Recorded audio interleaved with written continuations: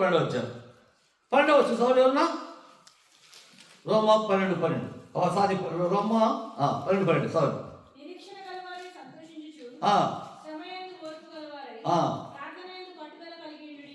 తర్వాత 20 వచ్చారు.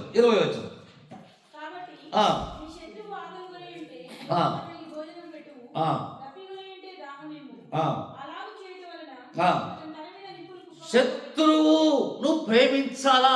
ఏం చెప్పిన మాట ఇది? శత్రువును ప్రేమించాలి. చెప్పిన మాట ఎవరు?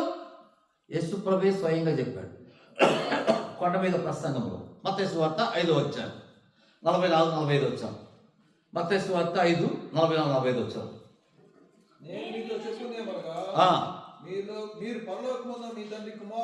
పరలోకమందికి కుమారులు కావాలంటే ఒక రక్షించబడినంత మాత్రం కుమారులు అయిపోతుంది అనుకోవద్దండి. రక్షించబడిన మాత్రాన పరలోకం వెళ్తామని కాదు. దేవుడు రక్షించబడి పరలోకం పోవచ్చు, కానీ కుమారత్వం కావాలి. కుమారత్వం కావాలా? వారసులు కావాలా?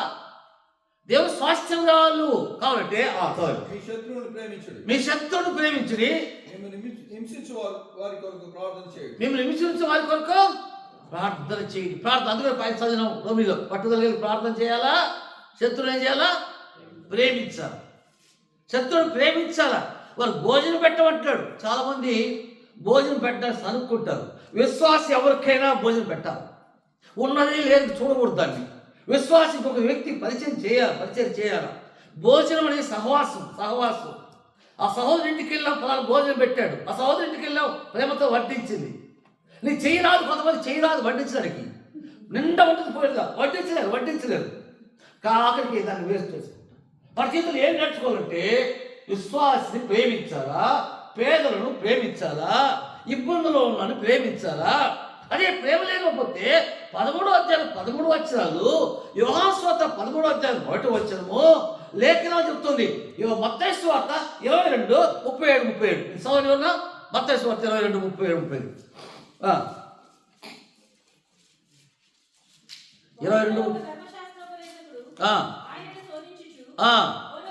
బోధకుడా ముఖ్యమైన ఆజ్ఞవి నీ పూర్ణ హృదయంతో, నీ పూర్ణ ఆత్మతో, నీ పూర్ణ మనస్సుతో అది ప్రేమించాలా. ప్రభునే కాదు. తర్వాత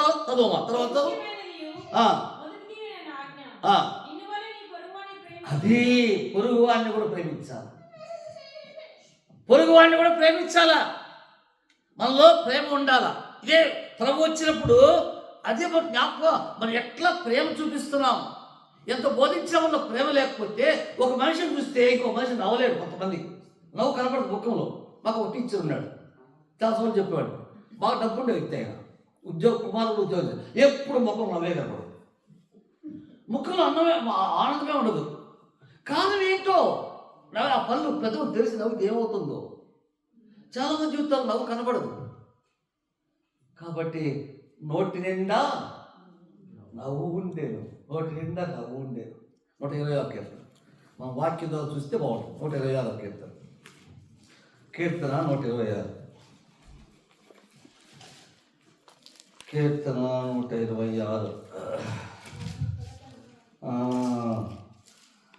చదవండి. రెండో వచనం. మనం కలకలిన వారి వాళ్ళే ఉంటిమి. ఎందుకు వచ్చిన నవ్వు? చరణం నడిపించాడు ఆయన. చరణం నడిపిస్తే నోట్లు ఏముండాలా? నవ్వు ఉండాలా. జైల్లో వచ్చేవాడు ఏడ్చుకుంటూ వస్తాడు, బయటికి నవ్వుతూ వస్తాడు. శిక్ష కొట్టివేయబడి నవ్వుకుంటూ వస్తాడు. విమోచించబడి పాపం నుండి నీ నోట్లు ఏముండాలా? నీ నాలుక ఏం చేయాలట చెప్పండి. నాలుక ఏం చేయాలి? ఆనందగానం చేయాలి. నీ నాలుక ఆనందగానం చేయాలా. నిజంగా నీలో ప్రేమ లేకపోతే అది రాదు బయటికి. ప్రేమ ఉంటే వస్తాయి ఆటోమేటిక్గా. దేవుణ్ణి మనం ప్రేమించడానికి ఉదాహరణ ఏంటి? మానవుడిగా పుట్టిన నీవు లోక సంబంధం ఇతరులు ప్రేమించే క్రియారూపం కనబడాలి. క్రియారూపం కనబడినప్పుడే ఆనందం మనకుంటుంది, ఇతరులకు ఉంటుంది ఆనందం. అందువరకు మనం ప్రేమించాలి. ఎలా శక్తులు ప్రేమించట్లా? బైబిల్ పాత నిబంధన గ్రంథం 1 రాజులు, దయచేసి చూడండి. దేవుని వాక్యం నుండి 2వ రాజులు 6వ అధ్యాయం 2వ రాజులు 6వ అధ్యాయము 15 వచనం. దైవజనుడైన అతని పనివాడు ఆ, పెద్దలకడ లేచి ఆ, బయటికి వచ్చినప్పుడు ఉమ్, గుర్రములను రథములను గల సైన్యము ఉమ్, పట్టణమును చుట్టుకొని ఉండుట కనబడెను. ఉమ్, అందుకు అతని పనివాడు, ఉమ్, అయ్యో నా ఏలినవాడా, ఉమ్. మనం ఏమి చేయదుమని ఆ దైవజనునితో అనగా, బయటకు వచ్చాడు. ఉదయం లేస్తే పనివాడు బయటకు వచ్చాడు. పనివాడు బయటకు వస్తే ఏముందంటే సైన్యం చుట్టూ ఉంది. ఏ సైన్యమో? సిరియా సైన్యం చుట్టూ ఉంది. ఎవరు చుట్టూ? ఎలీషా నివసించే గృహం చుట్టూ సిరియా సైన్యం ఉంది. వీడు బయటపడిపోయాడు, లోపలికి వెళ్ళిపోయినాడు. దైవజనుడికి తెలుసును ఎప్పుడు ఏం జరుగుతుందో తెలుసును. దైవజనుడు ప్రార్థన చేస్తాడు. దైవజనుడు ప్రార్థన చేసినప్పుడు కీడును తప్పిస్తాడు. ప్రార్థన చేసినప్పుడు అందులో ఎవరు ప్రయాణం చేస్తారో వాటిని కాపాడుతాడు దేవుడు. ఎలాగంటే, నేను బస్సులో వెళ్తున్నాను, ఒక టీచర్గా పనిచేస్తున్నాను. బస్సులో హ్యాంగ్ అయిపోతున్నాను. నేను సంవత్సరం గుర్తులేదు కానీ ఇట్లా తగిలించుకుని పోతున్నాను. పైన క్యారియర్ ఒక చేతిలో ఉంది, నేను నా బ్యాగ్ ఒక చేతిలో ఉంది, పైన రాడ్ పట్టుకుపోతున్నాను. ఆ టర్నింగ్ వచ్చి రేరుబుట్ టర్నింగ్, ఆ బ్రిడ్జ్ కింద అప్పుడు సదరన్ ట్రాన్స్పోర్ట్, మీ బ్రదర్ పాలెడ్ గారు తెలుసు. సదరన్ ట్రాన్స్పోర్ట్ బస్సు ఉన్నట్టుగుండి ఆ బ్రిడ్జ్ ఆ టంత్రంతోనే టక్కన కొట్టుకునింది. కొట్టుకుంటే పల్టి కొట్టేసింది బస్సు. టైర్ పైకి వెళ్ళిపోయినాయి, టాప్ కింద పడిపోయింది. ఎవరికి ఏం తగలేదు. ఒక టీచర్ నా ఫ్రెండ్ అతను స్కూటర్లో వస్తున్నాడు. స్కూటర్లో వస్తుంటే, ఏం సార్ ఏం జరిగింది సార్ అని అడిగాడు. ఇట్లా జరిగింది సార్, చూస్తారు కదా, ఎవరికేం కాలేదు కదా సార్, ఏం కాలేదు. అందులో ఎవరో మహానుభావుడు ఉన్నాడు సార్ అని మనం చెప్పుకోలేదని ప్రార్థన చేసుకున్నాం. ప్రార్థన చేసుకుంటూ వచ్చినాం. దేవుడు అనేక అపాయాలకి నెల తప్పిస్తాడని. ఆ తర్వాత నేను మందిరానికి వెళ్ళాను. నేను మామూలు మందిరానికి వెళ్ళి సాయంత్రం స్కూల్ నుంచి పోయాను. అప్పుడు మందిరానికి కలిసి సేవకుని చెప్పాను, ఇట్లా జరిగిందానంటే, ఏం తగలేదు, మీకు ఏం కాలేదంటే రాజు ప్రార్థన చేస్తాను. ఆయన పెద్ద ఆయన చెవి మీద మాత్రం కొంచెం అట్లా కీక్కున్నట్టు కనబడదు కానీ ఏం కనపడలే. చక్కగా ప్రార్థన చేశాడు, ఆయన స్తుతించాడు దేవుని. కారణం ఎందుకంటే దేవుని వాక్యం వాగ్దానం. చదవండి, 121 కీర్తన 7-8 వచ్చిన. 121 కీర్తన 7-8 వచ్చిన. ఏ అపాయం రాకుండా నిన్ను కాపాడును, నీ ప్రాణమును కాపాడును, నీ రాకపోకలను యెహోవా నిన్ను కాపాడుతాడు. మనం ఎప్పుడు కూడా దేవుని పెళ్లిలో ప్రార్థన చేసి శత్రువుకే శత్రువు ప్రేమించి ఆ ప్రేమ మనలో కార్యం ఉంటే దేవుడు మనల్ని కాపాడుతాడు. ఎప్పుడైతే పనివాళ్ళ చూశాడో మన చదివితే టైం అయిపోతుంది, వీరి కళ్ళు తెరవని ప్రార్థన చేస్తాడు. ప్రార్థన చేసినప్పుడు బయటకు వస్తాడు. బయటకు పోయి చూడంటే ఎలీషా ఇంటి చుట్టూ ఏమున్నాయి? అగ్ని గుర్రాలు, రథాలు నిండి ఉంటుంది. మామూలు కాదు, నిండి ఉంటా. అదే రాయబడి 17 వచనంలో మాట ఎలీషా చుట్టూను పర్వతం అగ్ని గుర్రముల చేత రథముల చేత నిండి చూచెను. అంటే నిలువ చెప్పాడు. సరే, ఆ తర్వాత ఏం జరిగింది?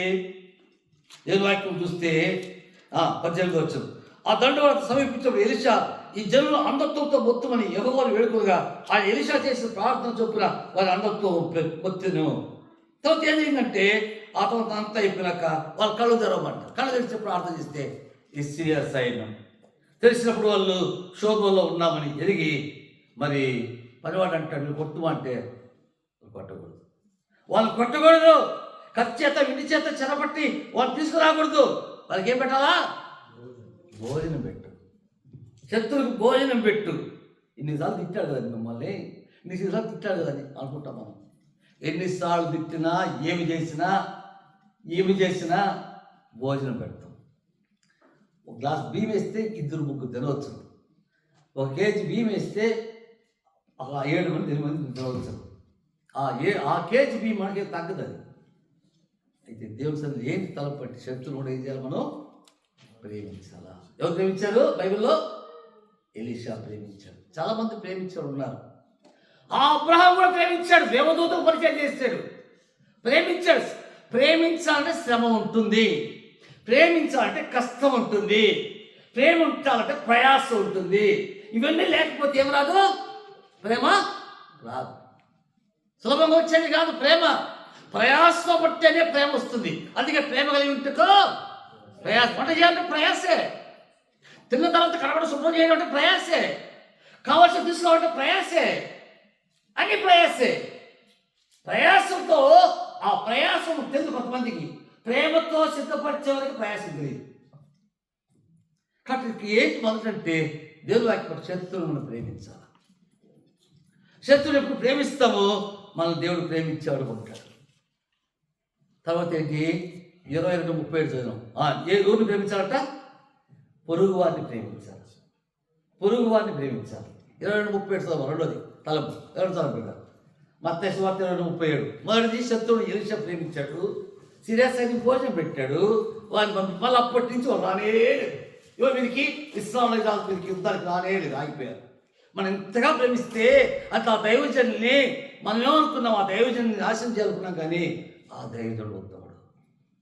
22:37 అవుతాం కదా. నీ పొరుగు వాళ్ళని ప్రేమించాలి. పొరుగు వాడిని ప్రేమించాలి. లూకాసు వార్త 11వ అధ్యాయం. లూకాసు వార్త 11వ అధ్యాయం. లూకాసు వార్త 11వ అధ్యాయం.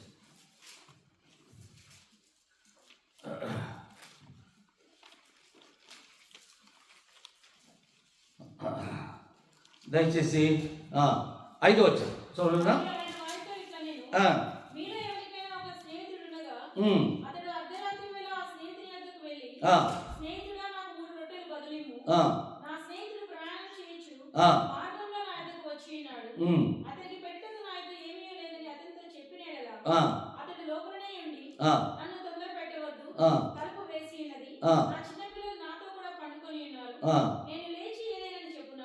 చెప్పడు.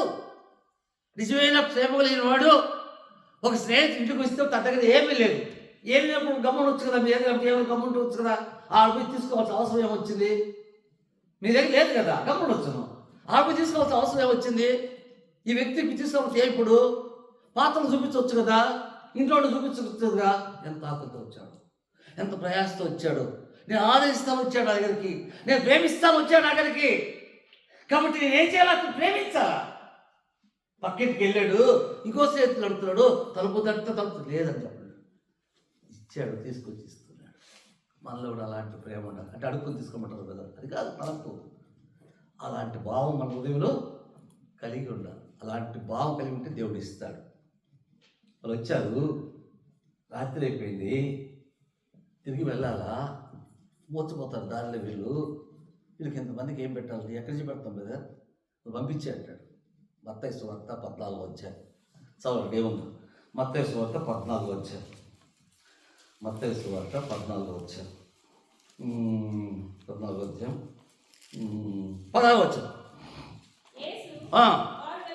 వారు వెళ్ళక్కర్లేదు. అదే ఇంతమంది మేము పెట్టాలా? వాళ్ళు పంపించారంటే శిష్యులు ఎట్లా ఉంటే శిష్యులతో వాళ్ళు పంపొద్దు. వారు వెళ్ళనక్కర్లేదు, అది భోజనం పెట్టండి. వారు వెళ్ళనక్కర్లేదు, అది భోజనం పెట్టండి. యేసు చెప్పిన ఆజ్ఞ ఏమన్నా మీ దగ్గర 5 రొట్టెలు చెప్పు తీసుకురండి. ఎక్కువ ఉండి తినలేకుండా మిగిలిపోయి ఉంటాయి, తక్కువ ఉండి కొద్దిగా తిన్నా కూడా కడుపులో తృప్తి, నెమ్మది, సమాధానం, సంతోషం వస్తుంది. మన దగ్గర ఉన్నది షేర్ చేసుకోవాలి. బైబిల్లో ప్రార్థన చేసేటప్పుడు take the participate in the last table and share it అంటాం. ఏమంటాం అంటే అర్థమేమే? నువ్వు తాగి గాసుకుని మొత్తంనే పంపించు, పక్కన పంపించు, షేర్ చేయదని అంటాం. ఆ మనసు మనలో ఉండాలి, ఆ మనసు. కాబట్టి అది అక్కడ చూస్తున్నాం. ఆ వ్యక్తి ఎలా ప్రేమిస్తున్నాడు. యేసు ప్రభు ఒక కథ ఉపమానం చెప్పాడు. లూకాసు వార్త 10వ అధ్యాయం. లూకాసు వార్త 10వ అధ్యాయం. 31వ వచనం. 30 చదువు, 30, 29 కూడా.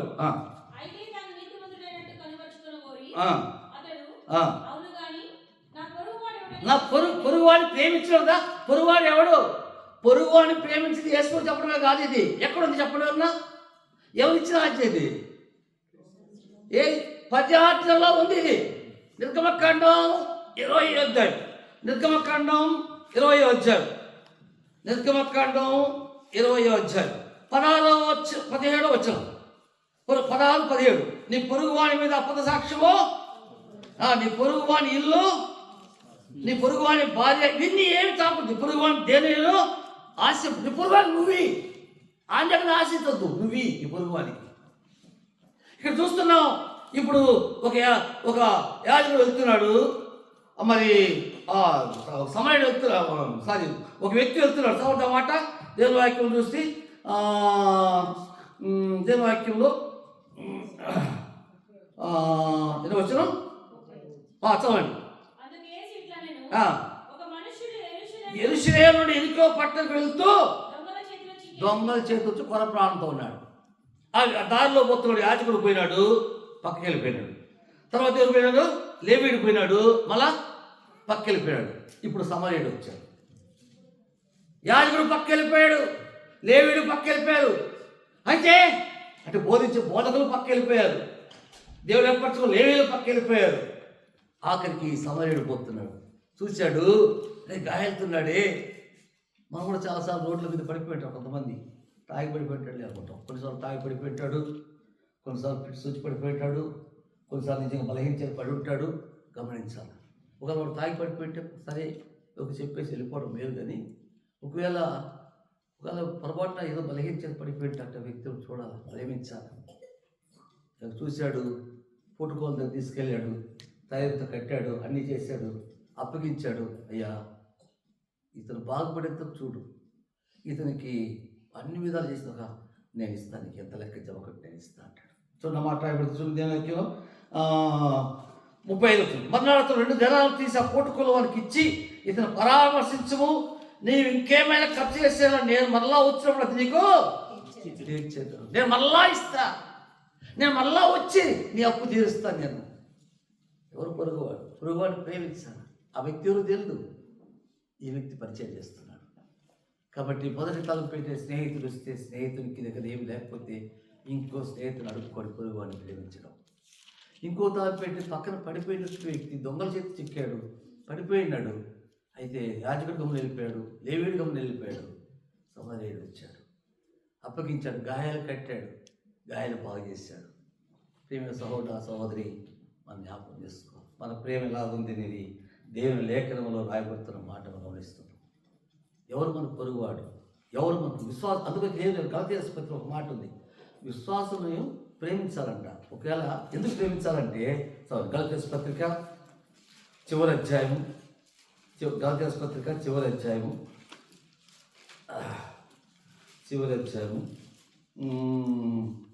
9వ వచనం చదవండి. మేలు విసుగు ఎందుము,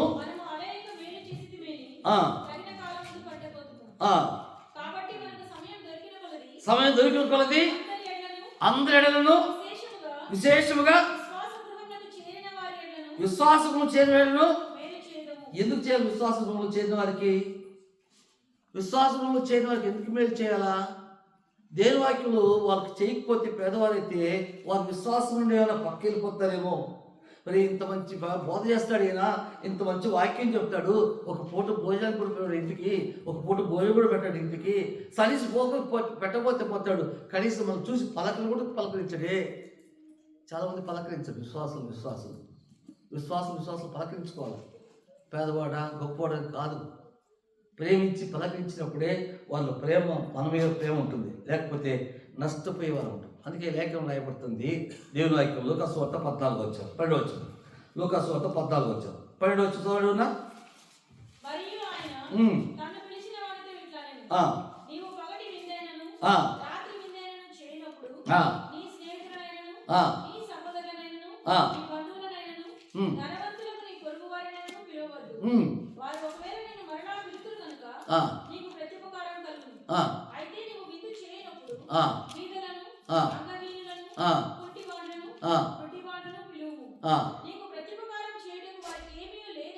కాబట్టి ఏమి చేయని వానికి పరిచయం అంటే తిరిగి ఆశించకుండా మనం ప్రేమించాలి.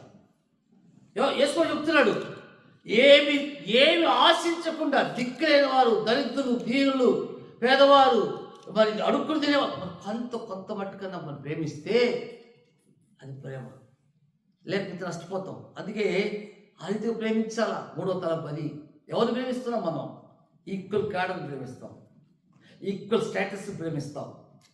లేకపోతే ఈక్వల్ ప్రాపర్టీ వాళ్ళని ప్రేమిస్తాం, లేకపోతే అందమైన వాళ్ళని ప్రేమిస్తాం, లేకపోతే రకరకాలుగా తూకం రకరకాల. ఒకవేళ ఒక రోజు ఎవరినో ఒక సోదరు వచ్చి మాట్లాడితే ఎంతసేపు మాట్లాడుతూ ఉంటే ఆ తిరిగి అర్జెంట్కి వెళ్ళిపోతుంది. నాకు ఉండక్కడ నేను మాట్లాడుతుంది తెలుసా నీకు, కసేపు పారేస్తాం. ఇంకెప్పుడు రాడు మన దగ్గరికి, ఎప్పుడు రాడు. ఒక 6 గంటల 10 నిమిషాలు వెయిట్ చేస్తాడు. మాట్లాడుతున్నాడు బ్రదర్ 1 మినిట్ బ్రదర్ వెయిట్ చేస్తున్నాడు. ఆ సిస్టమ్ వెయిట్ 1 నిమిషం అక్కడ మాట్లాడుస్తాడు. అప్పుడు ఎంత ప్రేమ వస్తుందో అందులో. అన్న మాట్లాడి ఆపేసి ఇచ్చి అంత మాట్లాడినాడు. That is love. మనలో ప్రేమ ఉందా? అలా ప్రేమిస్తే ప్రభు నీకు బహుమానం ఇస్తాడు. ఎక్కడిస్తాడు కదా? మత్తయి సువార్త 25వ అధ్యాయం. మత్తయి సువార్త 25వ అధ్యాయం దేవుని వాక్యంలో రాయబడుతున్న మాట మనం గమనిస్తాం. మత్తయి సువార్త 25వ అధ్యాయం.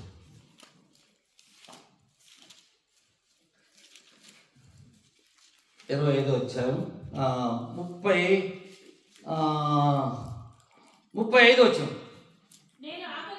నేను ఆకలిగా ఉంటిని, భోజనం పెట్టినారు, దప్పికొంటిని, దాహం ఇచ్చారు, పరదేశం ఏంటిని, నన్ను చేర్చుకుంటుంది, దిగంబరేంటిని, నాకు బట్టలు ఇస్తుంది, రోగినేంటిని చూడవస్తుంది, చెరసాల్లో ఉంటుంది. ఆయన వచ్చారు. ఎప్పుడు వచ్చావు ప్రభా? ఎప్పుడు చేసాం కంటిన్యూషన్?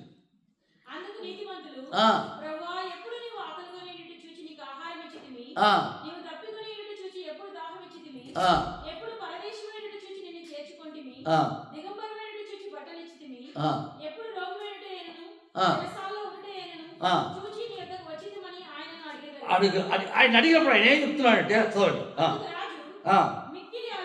మిక్కిలి అల్పులైన ఈ నా సహోదరులు మీరు చేశారు. మిక్కిలి అల్పులైన ఆ కేటగిరీ వారు ఎవరంటే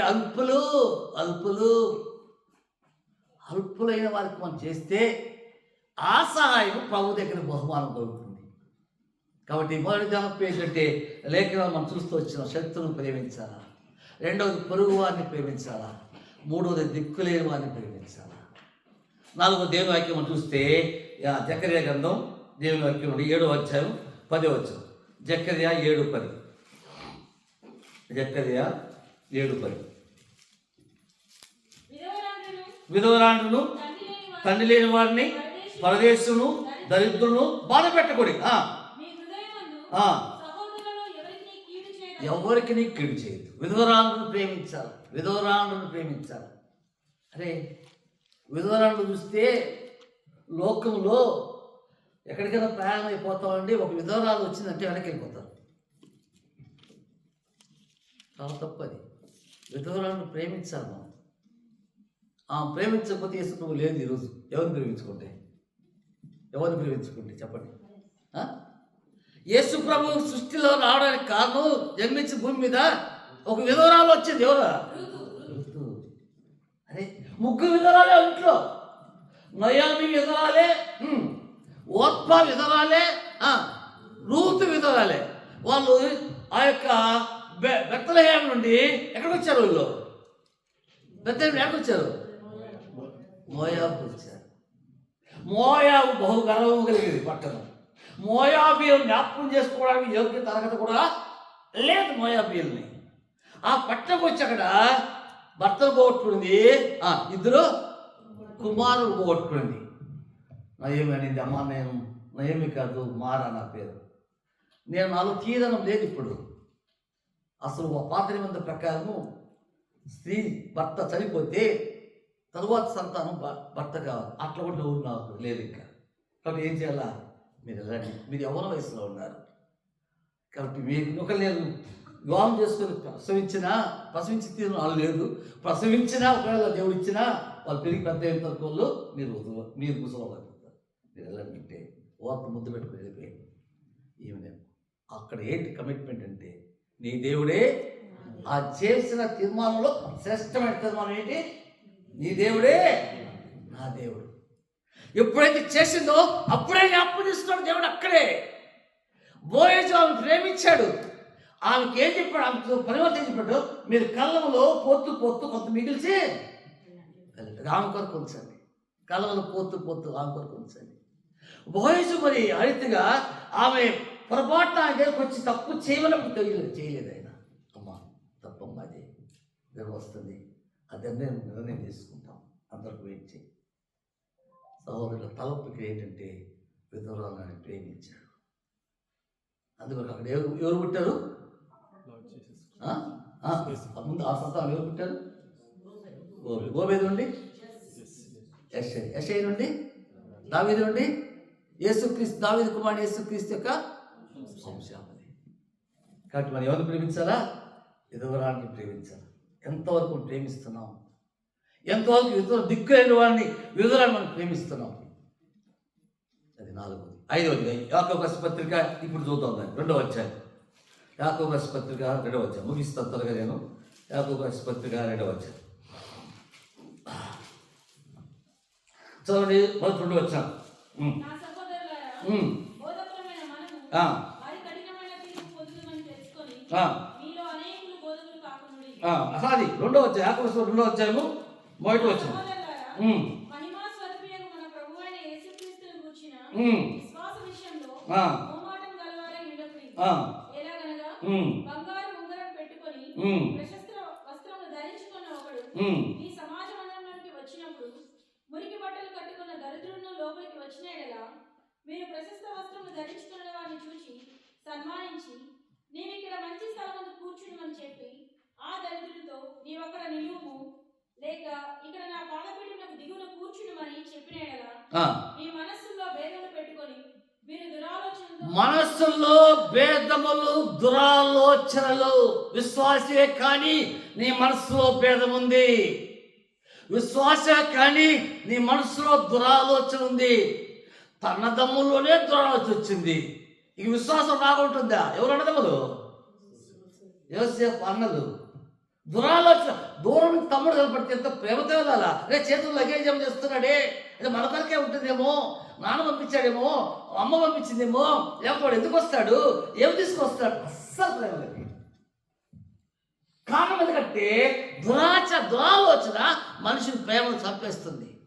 భేదము మనుషుని ప్రేమను చంపేస్తుంది. ఈక్వల్ లవ్ ఉండాలి. Equal love, equal share. ఇది rich fellow or poor fellow, your love must be equal. లేకపోతే నష్టపోతాం. అందుకొరకే ఆయన పరలోకానికి పోయినాడు, ఈయన పాతాళానికి పోయినాడు. పరదేశం పోయినాడు, పాతాళం. ఎవరైనా లూకా సువార్త 16వ అధ్యాయంలో ఇంటి ముంగట కూర్చున్నాడు. ఎవరింటి ముంగట? ధనవంతుని ఇంటి ముంగట కూర్చున్నాడు. ఆయన లోపల పరిచయం కట్టే వచ్చేవాళ్ళు ఏకేవాళ్ళు ఎక్కువ, చనిపోతే బోర్లు ఊదేవాళ్ళు ఎక్కువ, మోసుకుపోయేవాళ్ళు ఎక్కువ, పాడి కట్టి తీసుకునేవాళ్ళు ఎక్కువ, డబ్బు కట్టేవాళ్ళు ఎక్కువ, టపాకాయలు కాల్చేవాళ్ళు ఎక్కువ, రకరకాలు చేస్తారు. జనం లక్షల మంది ఉంటారు, కానీ ఆయనలో కార్యం లేదు. భక్సింగా కొమ్మ దగ్గరికి వెళ్ళాడు, కానీ నో పోలీస్. 5 లక్షల పైన ఉంటారు జనం. నేనే భక్సింగా దగ్గరికి చూడలేకపోయినా, పోయినాను కానీ చూడలేకపోయినా, వీలు పడలేదు. కిక్కిస్తే జనం ఇసుకేస్తే కూడా మనిషి తల మీద పట్టి కింద పట్టుకుంది. ఆఖరికి బయలుదేరి దగ్గరికి పోతే అక్కడ లోపల పలిపోయాను. అక్కడ టీవీలు పెట్టారు. ఆ టీవీలో చూశాను ఎట్లా వీలు పట్టడంలే. పోతే లోపల ఎక్కడ నలిగిపోతాము, బయటకు వస్తాము, రాగము, ఏ పరిస్థితి అనేసి. అయితే ఇక్కడ కూడా తర్వాత తీసుకుపోయి ఉండొచ్చు, కానీ ఆయనకి చాలా తేడా ఉంది. దైవజనుడిన ఆ ధనవంతుడు అక్కడ ఇష్టం వచ్చి, అందుకే అంటాడు అక్కడ వాక్యంలో, అయ్యా లాజర్ పంపిస్తున్నా నాకంటే నేతలు పడుతున్నట్టే నీ జీవితకాలం అంతా నువ్వేమనిపించావు? సుఖం అనిపించవు. మన సుఖమే మనం చూసుకుంటాం, మన ఆనందమే మనం చూసుకుంటాం. ఇతరులను ప్రేమించం, ఇతరులకు సహాయం చేయం. ఎవరికైనా భోజనం పెడితే మనం డైనింగ్ టేబుల్ దగ్గర కూర్చోబెట్టడం, మనం కూర్చున్నప్పుడు మనతో కూర్చోబెట్టడం, దట్ ఈస్ లవ్. ఎవరైనా వస్తే మనం కూర్చోబెట్టడం, కింద కూర్చుంటే వద్దయ్యా పైన కూర్చో, వద్దు సార్ వద్దన్నా మీతో మనకు పర్వాలేదు కూర్చో. ప్రభువే ప్రేమించాడు, మనం ఎంత ప్రేమించాలా? ప్రభువే ప్రేమించాడు. యోహాను దేవుని తల్లి, అమ్మా ఇదిగో నీ కుమారుడు, అంతగా ప్రేమించాడు యోహాన్ని. అందుకే యోహాను రాసిన పత్రికలో, కొరింథీయుల పత్రికలో అనేకమైన దైవజనుల యొక్క ప్రేమ సందేశం చూస్తున్నాం. ప్రభువుల పిల్ల కొనుపు మనం జ్ఞాపకం చూస్తున్నాం. మొదటి చూసినాం శత్రువుని ప్రేమించమంటే ఎలీషాను చూసినాం. రెండవది చూసినాం లేఖనంలో పొరుగు అని ప్రేమించి, ఎవరు ప్రేమించాడు? ఒక స్నేహితుడు ఇంకో స్నేహితుని ప్రేమించాడు. మూడోది చూసినాం మా గట్టి చెప్పండి. దిక్కుమాలిన దిక్కుమాలిన వారిని, పేదవారిని ప్రేమించాలి. అప్పుడు ప్రేమిస్తే ఎక్కడ ఏం దొరుకుతుంది మనకు? పరలోకంలో బహుమానం దొరుకుతాయి. 4వది చూసినాం, విధవరాండ్ని ప్రేమించాలి. విధవరాండ్రు కూడా జాగ్రత్తగా ఉండాలా. విధవరాండ్ని ప్రేమించలేదు కదా బైబిల్లో. అక్కడ తిమోతికి రాస్తే పౌలు ఒక మాట హెచ్చరిస్తాడు. 1 తిమోతి 5వ అధ్యాయం 6వ వచనం.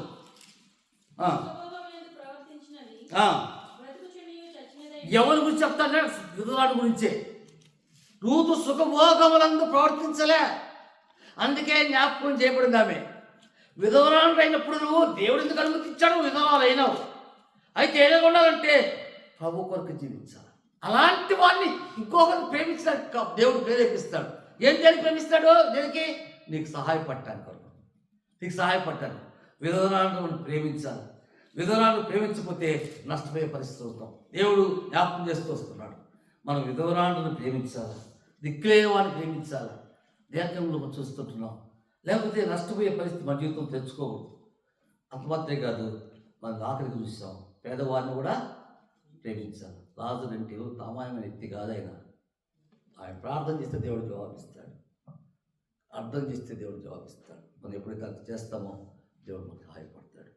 అందుకని ప్రభువుకి వెళ్ళకుంపు 139 కీర్తన చివరి వచనం 2 వచనం చదువున్నా. 139 కీర్తన 139 చివరి 2 వచనాలు. నన్ను పరిశోధించి నా హృదయం తెలుసుకో. ప్రభువా, నాలో ప్రేమ ఉందా? నాలో ప్రేమ ఉందా? లేకపోతే ఈరోజు ప్రేమిస్తా, లేకపోతే నా ప్రేమ వ్యర్థమని చెప్పావు. నువ్వు వ్యర్థమైన ప్రేమ నాలో ఉంటే తీసే. ప్రభువా, నువ్వు నన్ను ఎంతగానో ప్రేమించావు. నేను దిక్కులేని వాడిని, నేను దరిద్రుడిని, లోకంలో మోసపోయిన వాడిని, పాపంతో ఉన్నవాడిని, నన్ను ప్రేమించినావు. అవును ప్రభు, నీ ప్రేమ నేను కలిగి ఉన్నట్టే నేను ధరించుకున్నాను. నీ ప్రేమను ధరించుకున్నప్పుడు క్రియారూపంగా నేను చూపించాలా. నా హృదయాన్ని పరిశోధించు, ఆలోచన తెలుసుకో. నీకు ఆయాస్కరమైన మార్గం ఆయన ఉందేమో చూడు, నీకు ఆయాస్కరమైన మార్గం ఆయన ఉందేమో చూడు ప్రభు. అలా అందుకే ప్రభు బల్ల వచ్చే ముందు రొట్టించమని అన్నాడు. మీరు ఒక ప్రేమ లేని వాడు ఉన్నాడు ఇక్కడ, మీలో ప్రేమ లేని వాడు ఉన్నాడు ఇక్కడ. మీ కుటుంబంలో ప్రేమ లేదు, మీలో ప్రేమ లేదు. ఇతరులు ప్రేమించడం మీకు చేత కాదు. విశ్వాసం ఉండొచ్చును, పరలోకి పోతాం నిరీక్షణ ఉండొచ్చును. మనం ప్రేమ లేకపోతే అక్కడ ప్రేమ పొందలేము. ఇక్కడ మనం ప్రేమ కలిగి ఉండాలి. ఒకరు ప్రభు ప్రేమించినట్టు మన ఇతరులను ప్రేమించాలి. చివరిగా 1 కొరింథీ 16వ అధ్యాయం 22వ వచనం తెలుసు. ఎవడైనా ప్రభువును ప్రేమింపకుంటే వాడు చెప్పుడుగా ప్రభు వచ్చున్నాడు. ప్రభు యేసుక్రీస్తు కృప మీకు. ప్రభువును ప్రేమిస్తున్నా అంటే లేఖనానుసారం ఇతరులను ప్రేమించాలి. ఆ వారికి ఏం తోడేటుందంటే ప్రభు యేసుక్రీస్తు కృప తోడేయటం. అది మనం పరీక్షించుకుందాం.